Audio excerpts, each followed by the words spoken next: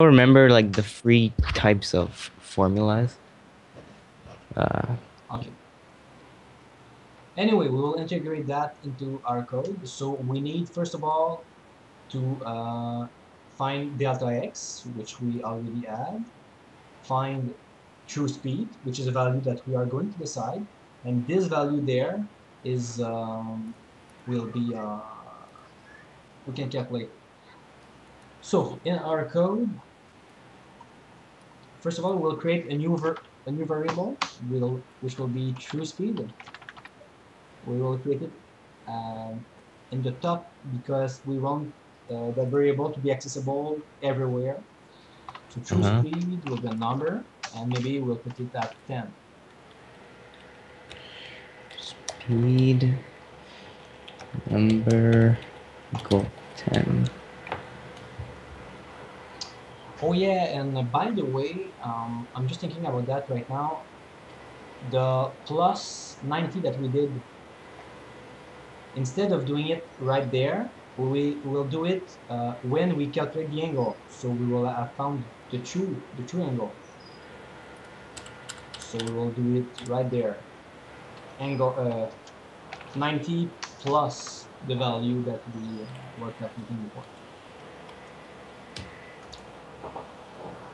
For the same reason that we created true speed outside of a function, we will just move the declaration of delta y, delta x, and angle outside of the function. So just this part here, we'll cut it and paste it outside of any function. So delta y, delta x, and the angle will be accessible from everywhere.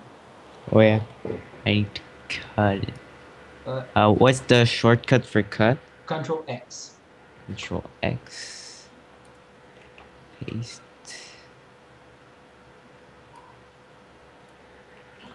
Okay. And angle 2? Yeah. Paste. Okay. Okay. So now I just write like delta x instead of. Exactly. So delta y, delta x, and angle.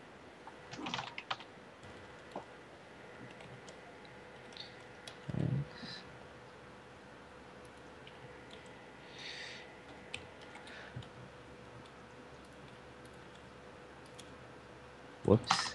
And yeah, I think it will be okay this. Okay. Oh.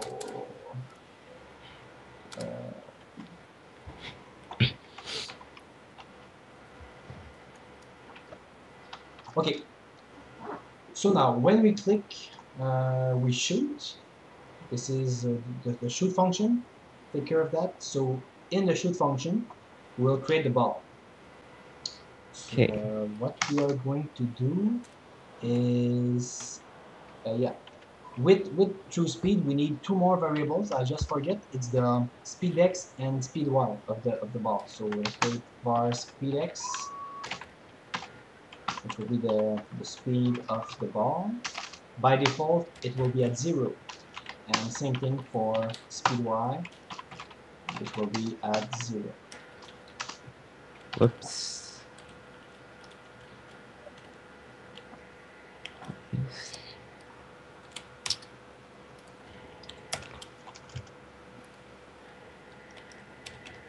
Equals 0. Finally, Okay. in the run function, we have to make the ball move. So we will simply say right here, ball1.x plus equal speed x. So at each frame, it will add the speed to the ball x position, so it will move, except if the speed x were has a value of 0. Same thing for ball1.y plus equal speed y. So we are all set. We simply need now to update the speed x and speed y values when we click on shoot. So when we shoot, we play the shooting animation, and we will calculate the speed x and the speed y of the ball. So first of all, as I said before, We have to calculate delta x, we have it. True speed, we have it. We have to calculate that value, which we will simply call it, I don't know, hypotenuse maybe. So right there, we will create a new variable inside the function because we won't need it outside. It will be hypotenuse, which will be a number, and will be equals to the formula that I just said, which is Pythagoras. So it will be math dot square root of what? It will be square root of math dot pow of delta x comma 2 plus math dot pow open parenthesis delta y comma 2 close parenthesis. Plus math. Pow. Um. Delta y comma 2. Everything's good. Yep. So what it means is simply math.pow. It's the power operation, like la puissance, un exposant. So Mm-hmm. math.pow is delta x at power 2 plus delta y at power 2, and then we make the square root of all that. So in fact, it's Pythagoras. So I Yeah. will write in the comment. It's Pythagoras, which is Pythagoras, I think, in English. Pythagoras. Anyway, okay. And now we will use the formula that I just wrote there. Mm-hmm. So if we want speed x, we have to isolate speed x by multiplying by delta x. If I multiply by delta x, it becomes like that. True speed times delta x, all that divided by this thing, which is the hypotenuse. So that is what we're going to type. So here we'll say that speed x equals what? It will be equals to true speed multiplied by the hypotenuse, no, multiplied by, what was it? Multiplied by delta x, and all that divided by the hypotenuse. And we're going to do the same thing with speed y, but instead of delta x, it will be delta y. Whoops. Yeah, that's good. And that should work. Uh, it's like on the side a bit. Okay, first, me, I have some errors. Oh yeah, it's the I wrote delta instead of delta. Delta. Okay, so Don't the see any errors. hypotenuse. Okay, now it's fine. Are you okay? Okay. So it's work, but when we shoot, we don't see the ball. Why? Because the ball is right there. Oh, we have to put like in the center. Yeah, So. but we'll do that in code. So if you look at your object is right there. This is the cannon, Mm-hmm. and we want to put it right there. Uh, but as you can see, the little truss is like here. It's not at the top left corner or on any corner or neither at the center. So what would be ideal would be to go inside the cannon, select everything, put it at 0, 0, so that the cross is at the top left. And put it at 0, 0. Yeah, and then turn back to the scene one and then replace our cannon. So now our cannon is at The little cross is at 0, 0. Yeah, at the top left. So now in our code, we can say, okay, take the ball, put it there at the x and y coordinates of the cannon, and then add half of his width and add half of his A height. height. But in fact, it won't even be half of his height. It will be a pre-calculated values, which is I don't know how much, but we have to calculate it. It's from there. So on my screen, it's 331 to there, which is 400. So it's about 80 pixels. So it will be there plus half the width plus 80 pixels. So we are going to do that. So when we shoot, we just have to place the ball. We'll say like ball1.x will be equal to the cannon.x plus half of the cannon width.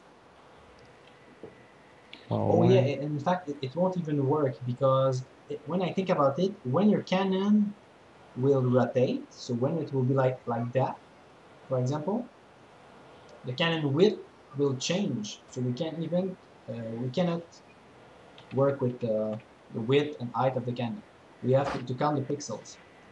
So when the ball is there, we want it to move at, like right now I'm at 240, so we want to put it at 277. So it's 37 pixel more. So it will be canon.x plus 37 pixels, and in y it will be 80 pixels. I count the pixels. So even if we move the cannon, the ball will always be placed at the center of the circle. Plus 37. But the problem with that, this is not beautiful code. Uh, this is really a problem, but for now we'll leave it like that.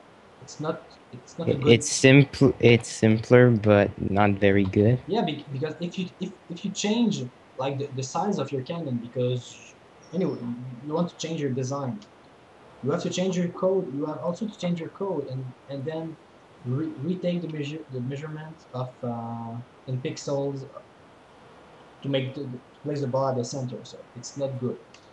When I do that in my programs, I always put a comment which is hard coding. So if I make a search for the word hard coding, I can find all the place where I hard code some stuff. I don't know if you know how to search in your code, but you simply have to Control F. yeah, exactly, Control F, and you can search for and even replace. Sometimes you change the name of an object, and instead of retyping it like 70 times, you can write the last name like ball1 and change it, I don't know, for ball with an E one. Bad. Anyway, so if we test that, I hope it will work. Yeah, on my screen it works. Not for me. Not for you. Wow. Okay.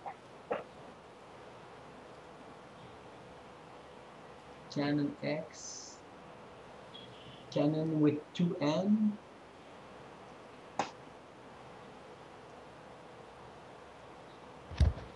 Should items. Should you have the same code than me? Where's your ball right now on the stage? Is it Here. there? Okay. Okay. Retype control. Press Control Enter and just take a look at. Okay. As you can see, your ball is not at the right place. At the beginning, it's at the top left. I know why. Go back in your code. I think that in your run function, you missed the plus sign right there. Yeah, you okay, you wrote equal plus, but it has to be Oh. plus equal.